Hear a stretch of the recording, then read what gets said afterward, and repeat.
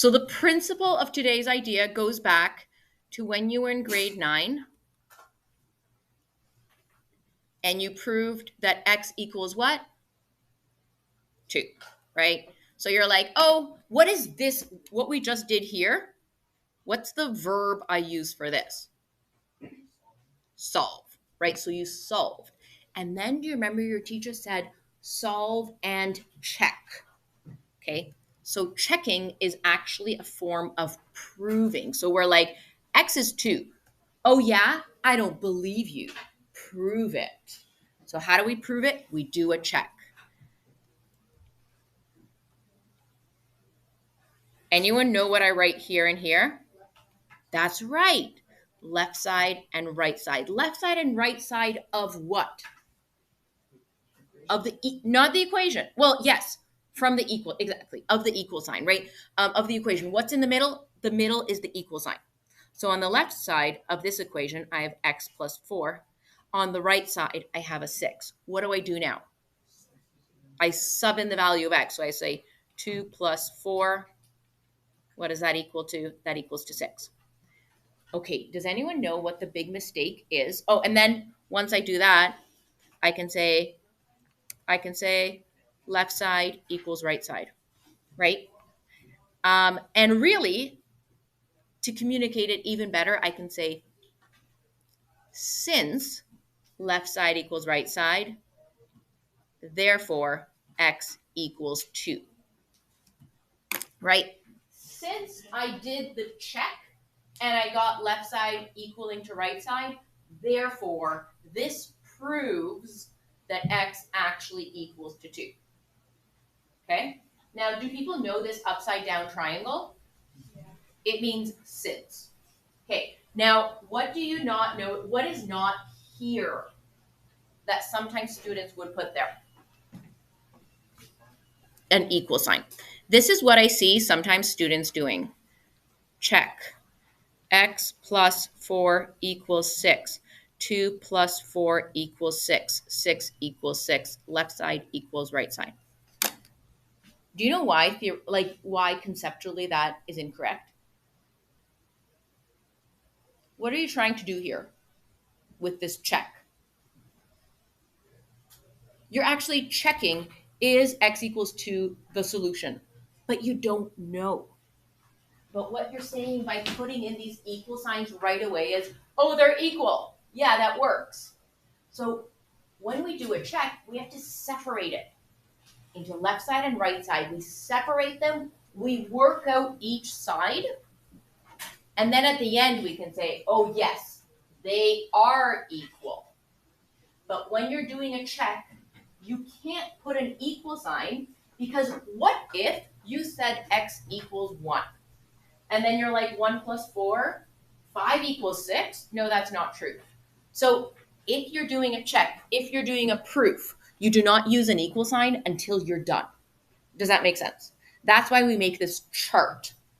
All right, so you have been doing proofs since grade 9. Okay, so let's do the grade 11 version of the proof. And that is that we're going to take certain trigonometric equations. We're going to use equations that we come up with, which we're going to call identities, and we're going to solve these equations. All right, so I just used a new term, trigonometric identity.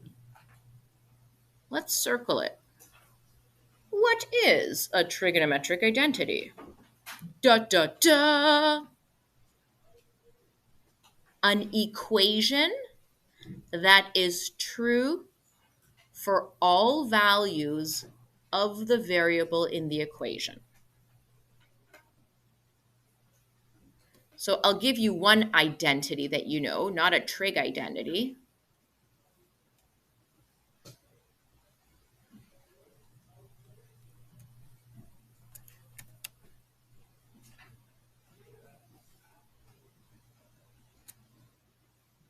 You don't have to write this down. The right angle theorem, formerly known as the Pythagorean theorem, that's an identity. What we're saying as the definition of the identity It's an equation that is true for any variable. So if you take any right angle triangle and you put the values into this identity, into this equation, it will always be true. So long as you're using side lengths from a right triangle. It's not going to be true for an equilateral triangle, right? But for a right triangle, this always works.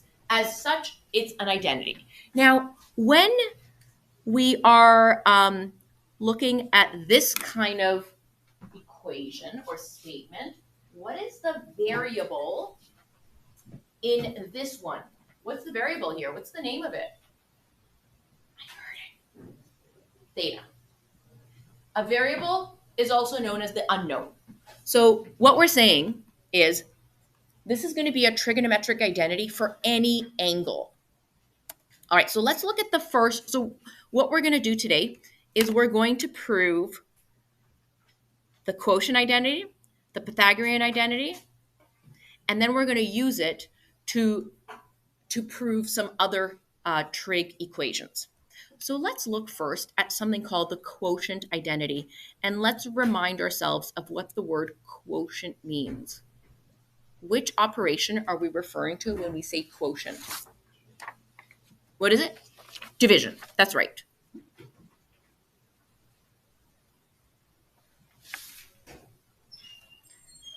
And the quotient identity is this one.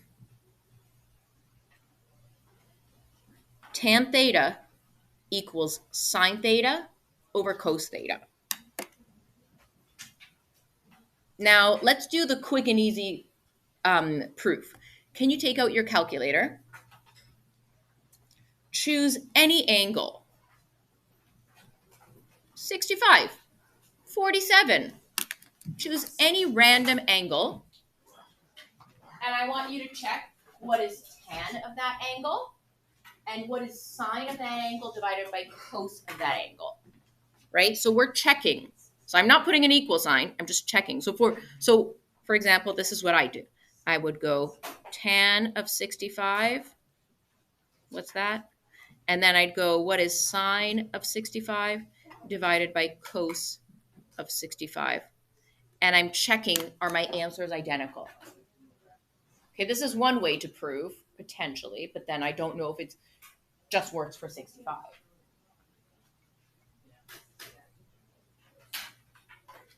It worked for you, Liam? Which angle did you use? 69. Okay. Who else did it? No one else did it. Folks, wake up. Come on, let's do this. Let's do this. No one else did it, really? What did you do, Lily? 15. And it worked? Great. Miles, did you do a number? What number? 72. And it worked? All right. So can we, based on 3 people, say that this is true? No. If you really wanted to use your calculator to prove it, you'd have to use every single angle available. So that's too much work. Do you want to go get some water? Wash your face. You got to put your head up. Okay, you got it. So instead of using specific numbers, what we're going to use is we're going to use equations that we know already. And we have access to these wonderful equations. Now, we didn't know them last week, but we learned them, we proved them, we derived them, meaning we came up with them. And so because we already know these equations, we can use them to prove this next identity. Okay, so we're going to use these.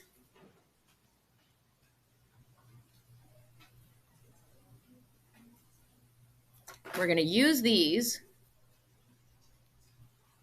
to prove this.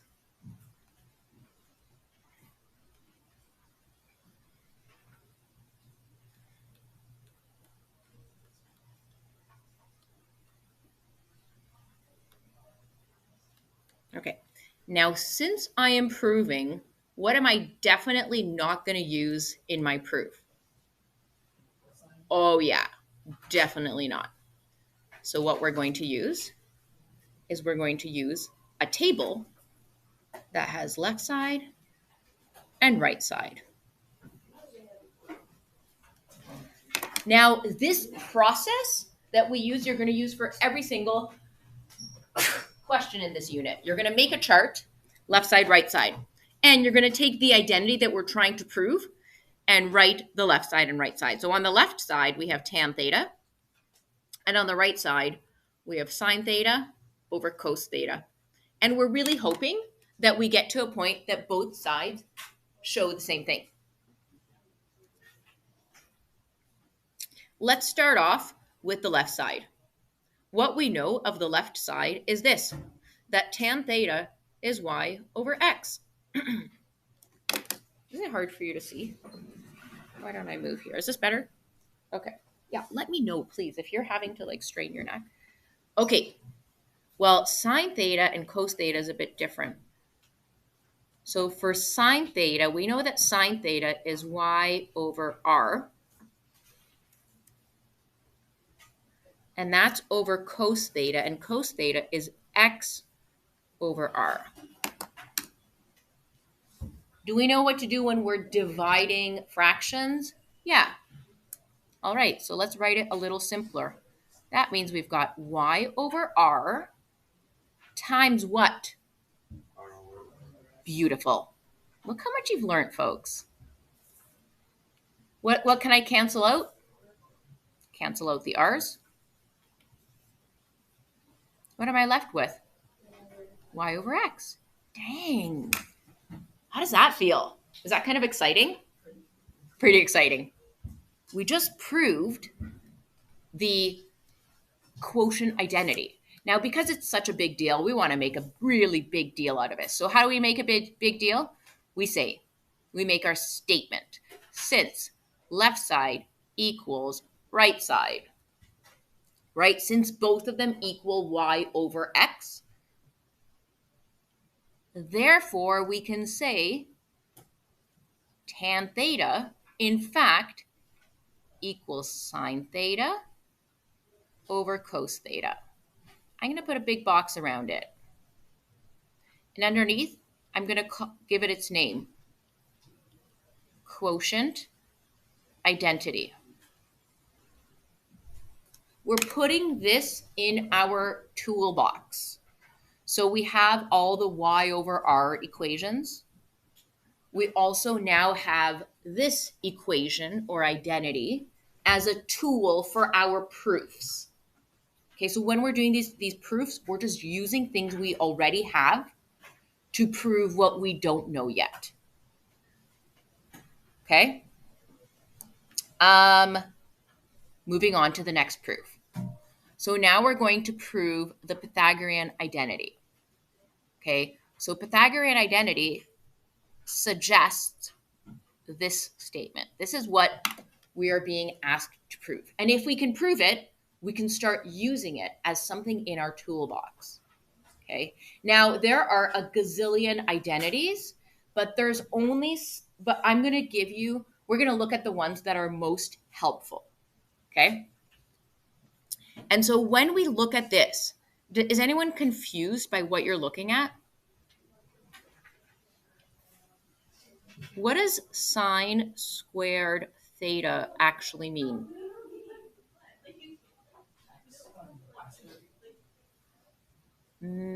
What it means, I'm going to go before, even simpler. It means sine theta times sine theta. So when you put the squared on top of the sine, that means you're squaring the identity. Okay, versus this. This is what you do not write. If I write the squared over here, what are you just squaring? Just the angle. But if I put brackets like that, that's cool. Yes. So this is also equal to sine theta squared inside brackets. But it is not equal to sine theta squared. Okay, so those brackets and that location of the squared exponent is really important. All right, So we're trying to prove something. What's the first thing we're going to do? We're going to draw the table. Now, take a guess. On which side of the table are we going to do most of the work? The left side or the right side? The left side, right? Because the right side only has a 1. So I don't really know what to do with that 1. So I'm just going to make my table lopsided so that I have more space.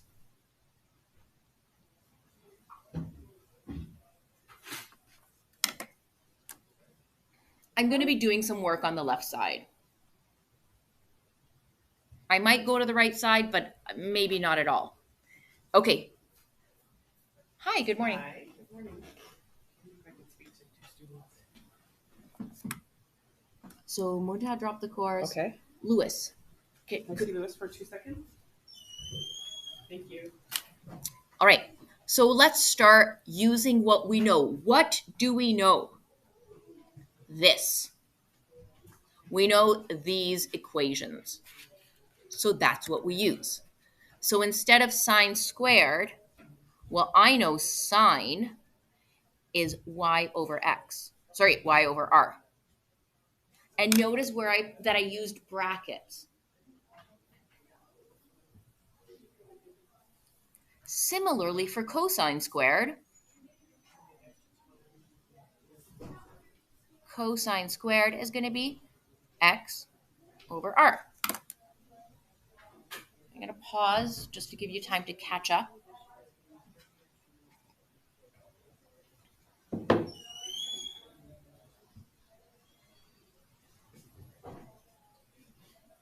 Questions? Who is following? Maybe you don't understand the whole thing, but who's following what we're doing? Just put your hand up if you're following along. Okay? Okay. So now I can get rid of the brackets. And when I get rid of the brackets, basically the y gets squared and the r gets squared. Right? Denominator and numerator gets squared. And for the cosine, the x gets squared and the denominator gets squared. And again, we go back to our knowledge of fractions. And it's like, well, if they have the same denominator, I can just add them.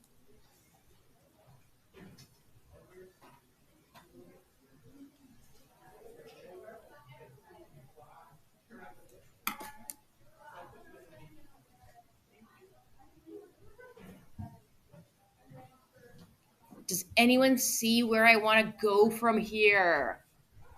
Put your hand up if you have a sense of what we could do next. All right. Miles, what do you think? R squared is y squared plus x squared. Is the right angle theorem? That's right.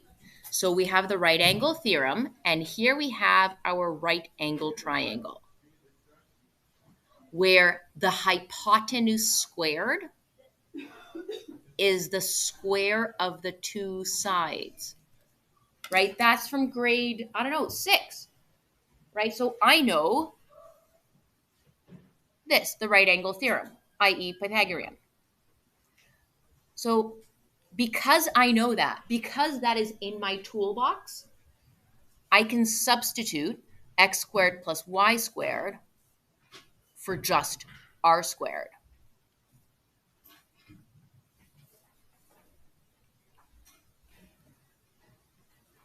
Right, so instead of x squared, y squared, I'm just writing r squared. And watch this, I've got r squared over r squared. What does that equal to? Whoa, who's excited? Come on, folks. We did it. When you get to the place that both left side and right side are equal or identical, we can now make our statement. So we start with the since statement, and the since statement is always going to look the same. Since left side equals right side, always. Therefore, what do I write in the therefore? Well, I write the identity that I've been trying to prove. And that's the Pythagorean identity. Sine squared theta plus cos squared theta equals to 1.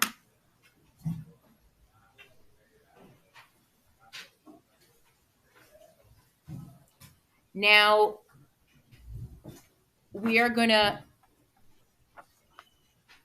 oh, yeah. So what can we, now, in addition, we can take this identity and we can rearrange it.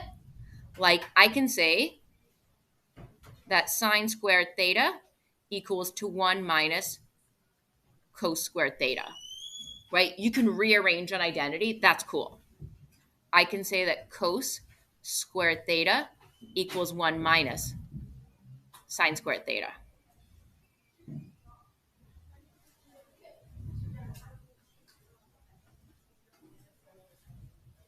So once we prove an identity, any version of that identity counts. Cool?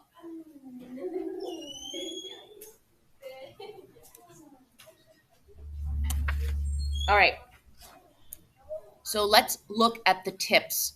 Folks, these tips are really good because you're going to get some identities that you're like, I don't know how to start. So you're going to read these tips for how to prove trigonometric identities. Step 1, always use the left side, right side approach. Okay, we're doing that. Step 2, use the quotient identity, the Pythagorean identity, and the definition of the reciprocal ratios. This is lesson 2. Okay, so reciprocal ratios, we're going to throw that in tomorrow.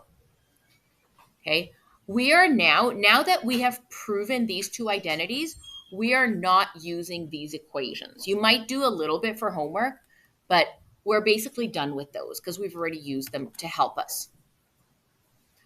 Find the common denominator if you are adding or subtracting fractions. So really important. If adding, let's write that down. If adding or subtracting fractions, the strategy is find common denominator. I know I'm rewriting, but we're doing like a little chart. So you don't need to rewrite this, but it might be a good visual.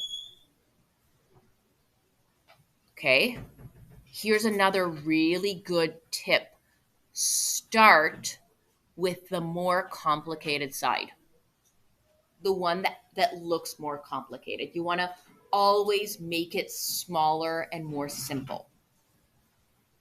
Okay, get rid of tangent. Underline that. So if we have cosine, sine, and tangent, you're going to get rid of the tangent.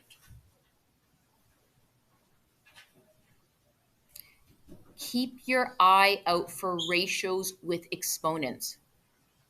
So if you have exponents,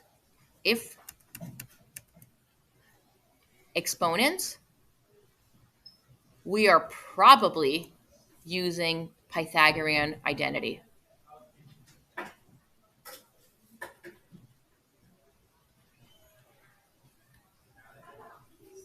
And then you're going to use concepts learned previously, such as difference of squares, perfect square trinomials, to simplify expressions. We're going to be factoring. So all the things you've ever learned are in your toolbox. But these tips are sort of like strategies for how to solve. So let's see. Now, this might be a bit like confusing. Let's actually take a question and see how we're going to use these strategies. All right. So example 1, we have a whopping trig identity. Once we prove it, we could keep that as one of our toolkit, like in our toolkits, but this is way too complicated and chances are we're never going to reuse it. So we're not going to put this in our toolbox. We're just going to prove it. All right. So strategy 1 is make that left side right side. Now, there's a lot going on here. So I'm going to make my table pretty big.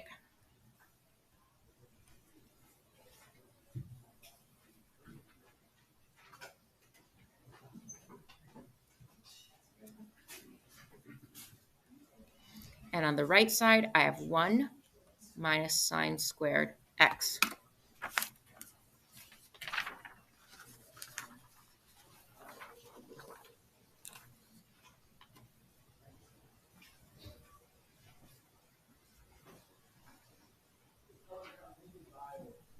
Okay, I want you to go back to the tips and look at which tips we are probably going to use. Okay, so you don't know how you're going to get to the finish line, but let's just think about which tools we should use or we could use. Okay, so here, tip 1, we used it. Tip 2, it just tells us which ones to use. Tip 3, find the common denominator if you're adding and subtracting fractions. Are we using that? Are we adding, subtracting fractions here? No. So we're not doing common denominator. Yeah. Yes. Start with the more complicated side. Oh, we can use that one. Which one looks more complicated, left or right side? Left side. Okay, so we're going to start there. Get rid of the tangent. Can we use that? Which side, left side or right side? There is a tangent. See right here? Ew, I don't like you. We're going to get rid of it. How? Use the quotient identity.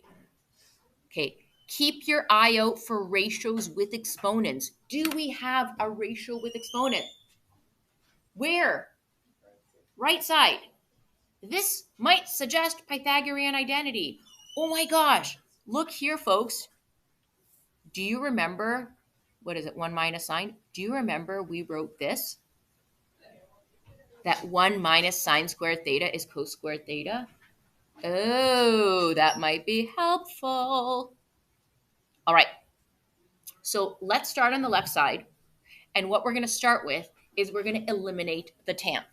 Now, we have the original quotient identity as tan is sine over cos. I will give you this on the test.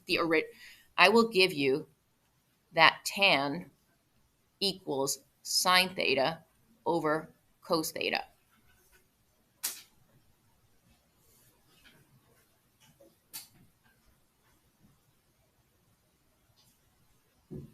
Can I show you a mistake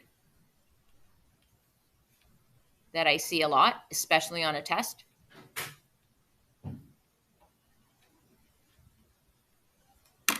What is it? What's missing? The variable, the theta, the x, whatever we're talking about, right? So that's a mistake. Please avoid it. All right. And so since we know that tan is sine over cos, we rewrite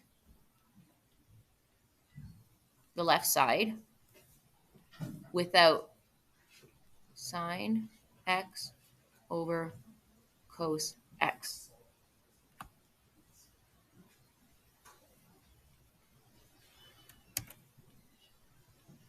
Right, so I used the quotient identity to simplify by removing the tan.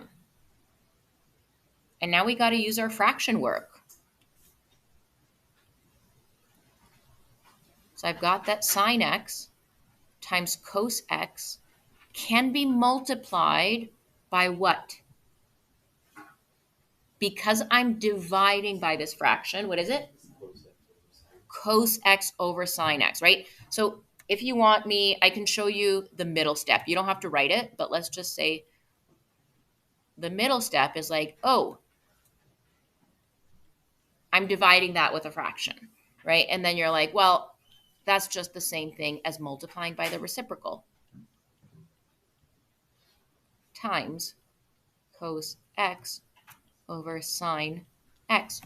What can I do here? How can I'm always trying to simplify. I'm always trying to make it less complicated. What can I cancel out? I could, right? We've got the sine x in the numerator and in the denominator. Cancel those out. Ilian, do you see what's up next?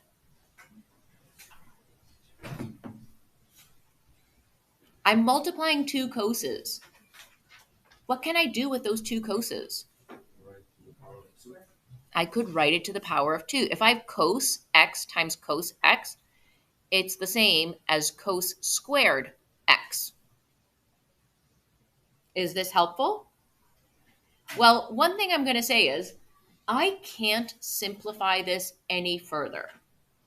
If I write, don't do this, that's not wrong, but I'm unsimplifying. Would you agree? I'm making it longer. So instead, I'm going to move to the right side. Now that I've done a lot of work on the left side and I see a roadmap, yeah. Now I go to the right side and I'm like, oh my gosh, I know, right? What do I know? Well, I know that cos square. I know the actually, I'll just write it here.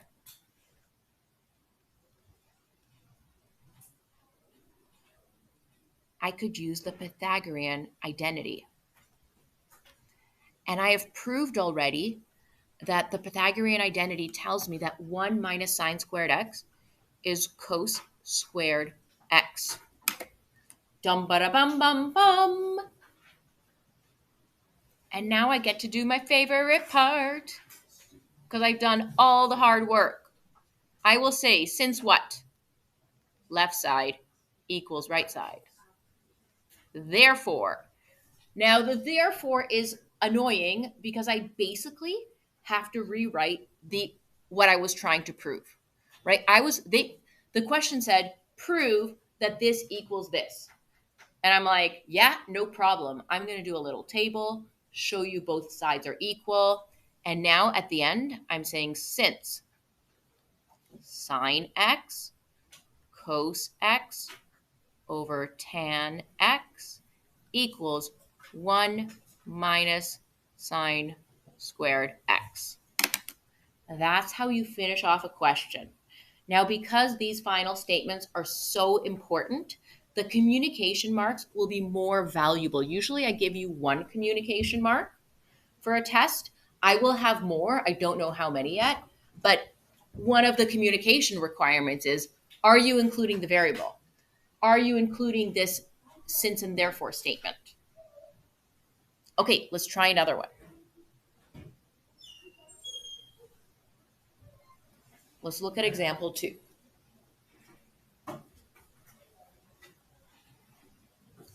So our first tip says use the left side, right side model, right? Because again, I'm not being told to solve. They don't care what the angle is. Do you know why? Because any angle works for this identity. Remember? Any number you put in will work. So that's not what we're doing. We're not finding the value of x. What we are doing is we're proving. Now, which side do I need to give more space? The left side.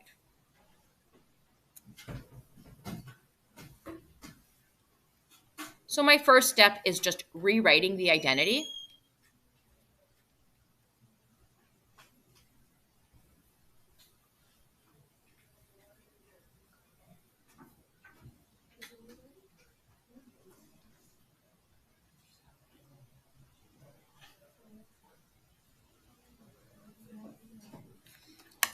Oh man, this is so fun.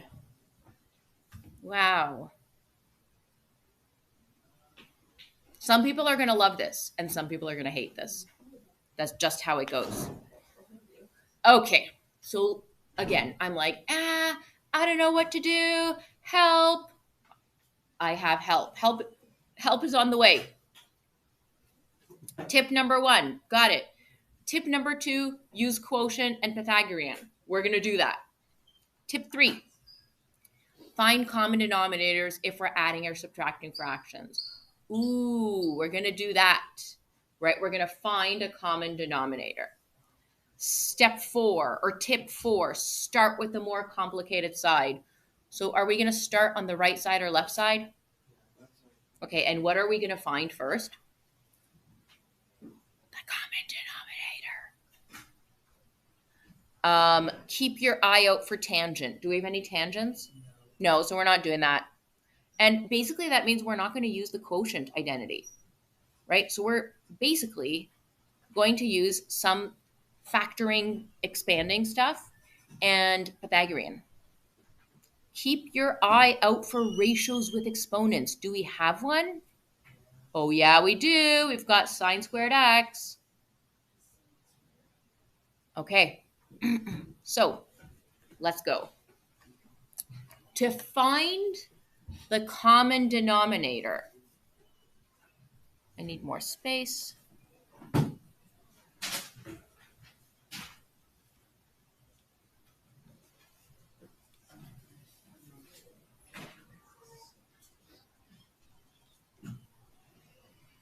Anyone know how I'm going to do this? You multiply the other fraction with the denominator of the first one. So watch this. To find the common denominator, I'm going to multiply this fraction by 1 minus cos x. 1 minus cos x.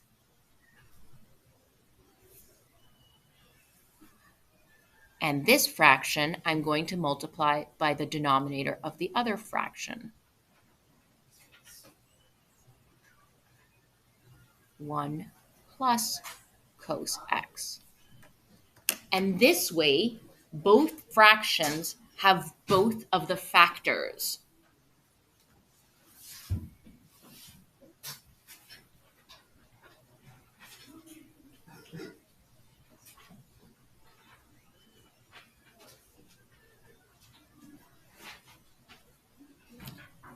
Okay, so step number 1, orange, was common denominators. Okay, I'll just write 1 here so you know, because you might not be using color. Bless ya. Step number 2. And anyone remember what I get when I multiply these two factors? I call it the Floor rule. I think it's called the sum and difference or something. What do I? You get the difference of squares. Yeah. You get x squared minus 1. Do you remember this one? Okay, this is a situation for, sure, we'll just say difference of squares.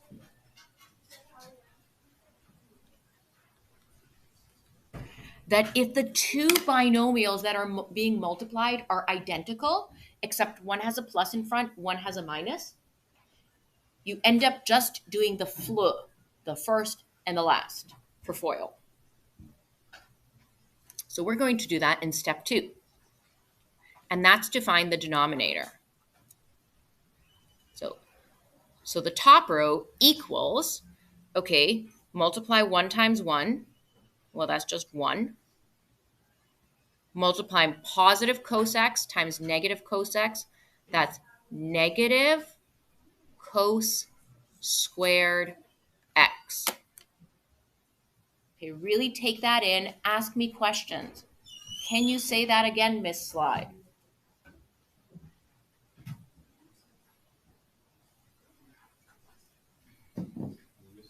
Yes. We have like both terms and the denominator big. Right. Okay. So the question was, but Miss Sly, we have 4 terms. We have 4 factors in the denominator, right? And so I did skip a bit of a step. Let me just show you what I skipped. I skipped doing each denominator. Like if I multiplied just one set of denominators, I would have gotten 1 minus cos squared x plus 1 minus cos squared x, right? And then I'd get something at the top of each fraction. And I know that when I have the same denominators, I add them up. Yeah, yeah.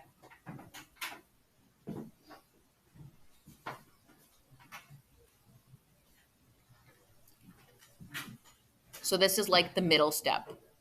Middle. Maybe I shouldn't have gone that fast. Is that what you're saying?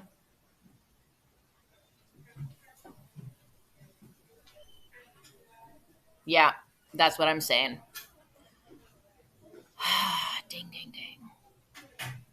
I'm so. Are you guys writing in pencil? Because I went too fast. Okay. At least for my records, I will redo it.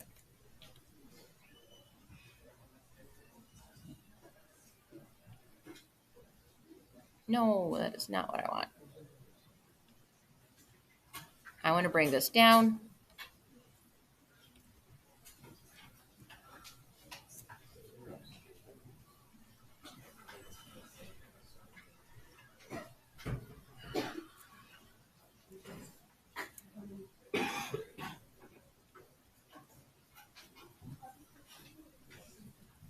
Okay, so I am doing the middle step here, so you don't have to write it down.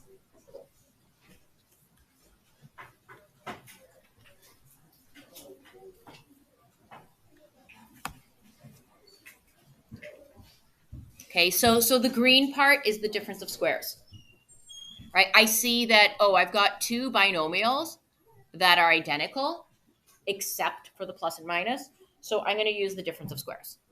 You're going to use this a lot because what is beautiful about the difference of squares is you end up with 1 minus cos squared x. And you're like, oh, that looks like the Pythagorean identity.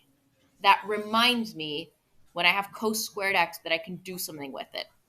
Now, in the numerator, I've got 1 minus cos x for the first one. Right? Because it's just 1 times that.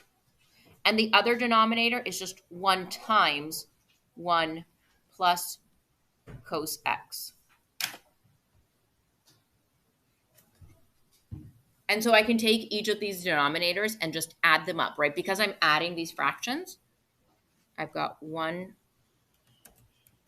minus cos x plus 1 plus cos x. Sebastian, do you see anything I can do in this step? Look at the new, yeah. I can't. So yeah, great mistake. All right, this is what you cannot do. Right, you can't do that because you don't have everything factored. But you can factor something in the numerator. What is it? What can I factor in the numerator? I've got 1 minus cos x plus 1 plus cos x. So I've got a negative cos x and a positive cos x. And what is left in the numerator? Hey, OMG. So I'm left with 2. And now I don't want to write the denominator because I want to instead look back to my hints, and it says anytime you have a ratio with an exponent, like a squared, think about that Pythagorean identity. And then I'm like, wait a second, I know this. What is 1 minus cos squared x equal to? Okay, let's see. 1 minus cos squared x is the same thing as sine squared x. Yeah? I'll make a little bubble for my thought bubble. 1 minus cos squared x is equal to sine squared x.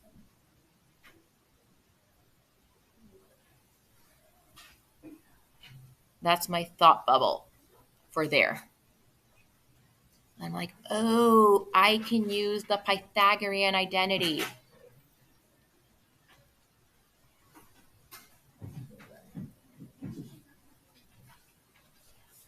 And so what do I write as my denominator? Sine squared x. And I'm always kind of keeping an eye out for the right side. And why is this awesome? What makes me happy? Math teachers are really weird. Really weird things make them happy. Sebastian, what makes me happy right now? There's something I can write. What can I write now? Watch. Not even since. Not yet. Oh, yeah, since. That's right. That's right. Watch this. Bam, bam. Oh my gosh. They're identical. OMG. Since left side equals to right side. Do you know why it makes me so happy? Because I proved it right. Therefore, so now I go back to the beginning. Oh, I need more space for this. I have to write that whole original sentence, this whole original identity that I had to prove. 1 over 1 plus cos x plus 1 over 1 minus cos x equals 2 over sine squared x.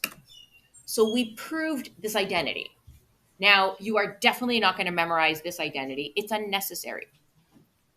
So this unit is all about being given identities and you using the Pythagorean, the quotient, factoring, expanding, and some stuff from tomorrow to just find that left side equals right side. Yes? Can we, instead of transforming the denominator of the left side, transform the denominator of the right side? Great question. So the question that team would have had, which is a really good one, is can I, instead of doing this last step, can I instead just change this? Now, theoretically, it absolutely works because you get to the left side equals right side. Why do you think I don't like it as much? Because this whole time we're trying to simplify things. We're trying to make them shorter and simpler. And as soon as you take one term, sine squared x, and change it into two terms, you're unsimplifying it. Does that make sense? So can you do it? Yeah, you can. It just isn't as beautiful. Yeah, sure. Okay, I'm curious where people are at. Everyone's going to be in very different places. So if I were to give you one of these, how well do you think you'd be able to do it? Out of 5, like, I've got this. 2, like, holy, what just happened? I need to practice.